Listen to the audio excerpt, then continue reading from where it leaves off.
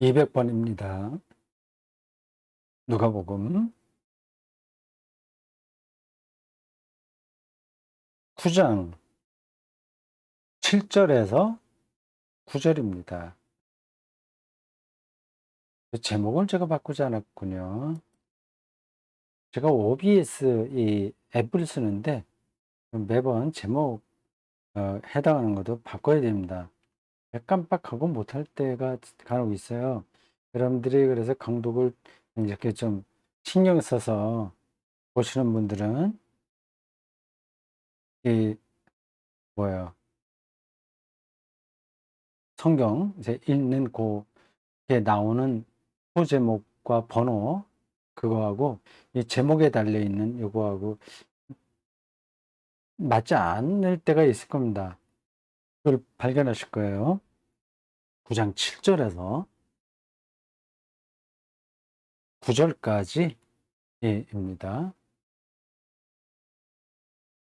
그럼 제목도 바뀌어야죠. 헤롯, 네, 헤롯 이야기 이렇게 됐습니다. 자, 제목인지 제재를 잡았습니다. 200번째입니다. 7절에서 9절, 이건 짧은 구절입니다. 한번 읽어보겠습니다. 분봉왕 헤롯이 이 모든 일을 듣고 당황하니 이는 어떤 사람은 요한이 죽은 자 가운데서 살아났다고도 하며 어떤 사람은 엘리야가 나타났다고도 하며 어떤 사람은 선지자 한 사람이 다시 살아났다고도 함이라. 헤롯이 이르되 요한은 내가 목을 베었거늘 이제 음, 이런 일이 제가 워드를 잘못했습니다. 이런 일이 들리니 이 사람이 누군가 하며 그를 보고자 하더라. 여기까지입니다. 요 헤롯은 헤롯 안티바스겠죠. 헤롯 대왕의 둘째 아들.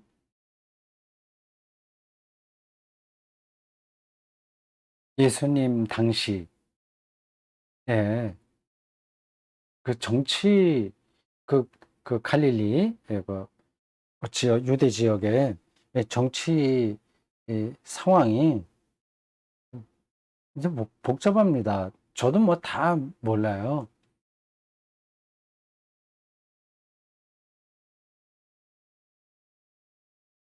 성서 주석 거기에 해당하는 걸 읽으면서 조금씩 그 어떻더라 하는 거를 아주 기초적인 그런 상식으로 알고 있을 뿐입니다. 이 헤롯 왕조가 그 지역을 다스리는 왕이었습니다. 맹주죠. 헤롯 대왕은 아주 유명합니다. 그러니까 죽고 이제 그 아들들이 그 지역을 분할해서 다스렸습니다. 그렇게 하려면 로마의 허락을 또 받아야 되거든요. 로마 제국에서도 이러한 유대 지역 이런 데까지 자기들이 다 완벽하게 통치하기는 힘들거든요. 물론 총독을 파송하기는 하죠. 그러나 총독이 모든 일을 할 수 있는 건 아닙니다. 어느 나라, 어느 종족을 식민지화 했다고 해서 늘 무력으로 그들을 지배할 수가 없어요. 그- 그쪽에 그 피식민지 그 지역의 지도자들을 이용하는 게 좋습니다. 근데 헤롯이 그 지역에, 에, 그 지역에서 지도력을 발휘해서 로마 정권과 좋은 관계를 맺은 겁니다. 그 로마에서 볼 때는 뭐 헤롯만 잘 이렇게 관리하면 뭐 그 지역도 열매가 없는 거죠. 헤롯 왕조 입장에서는 이 지역에서 자기들이 왕처럼 살면서 그 로마와의 관계를 적절하게 유지하기만 하면 되는 겁니다. 총독은 행정적으로 모든 일들을 그 지역에서 관리했다면 헤롯은 그 지역민들과 밀착해서 어, 로마 제국에 도움도 되면서 자기 왕조를 키워나갔죠. 그 헤롯 왕조가 해야 될 중요한 일은 그 지역 맹주들이죠. 말하자면 토호 세력이라고도 할 수 있습니다. 헤롯이 유대인도 아닌데 어떻게 유대 지역에 왕이 되냐.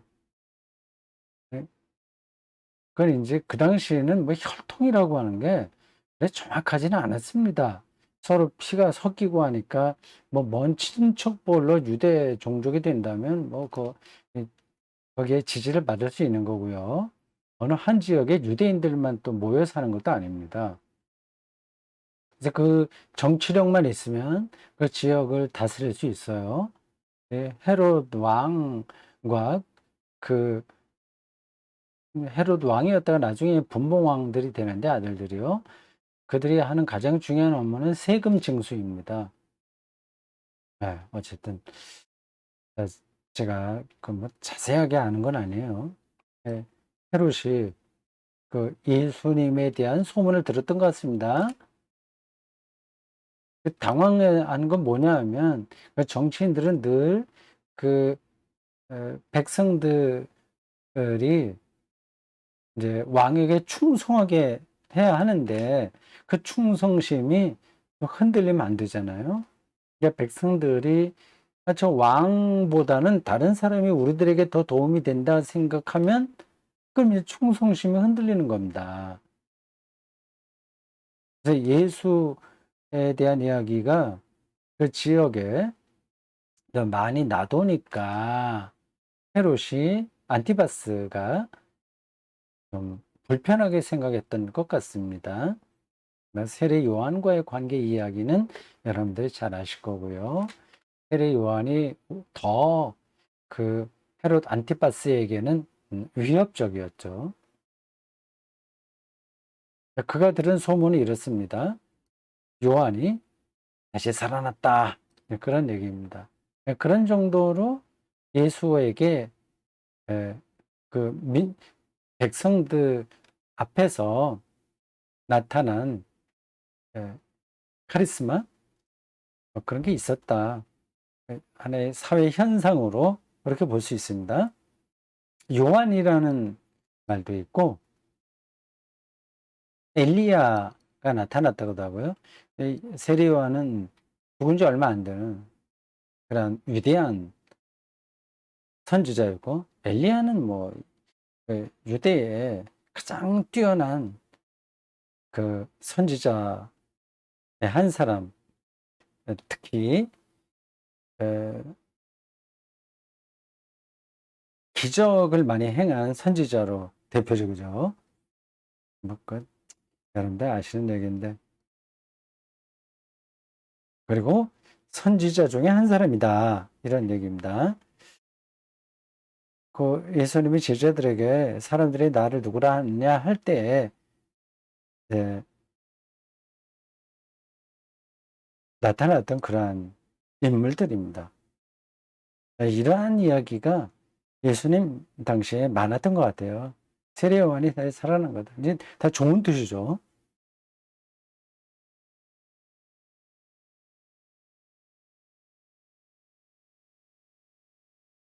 헤롯이 이제 그렇게 생각한 겁니다. 그래 말을 했다고 이렇게 표현되네요. 그 요한은 내가 목을 베었거늘 이런 일이 들리니 이 사람이 누구냐 보고자 했다고 합니다.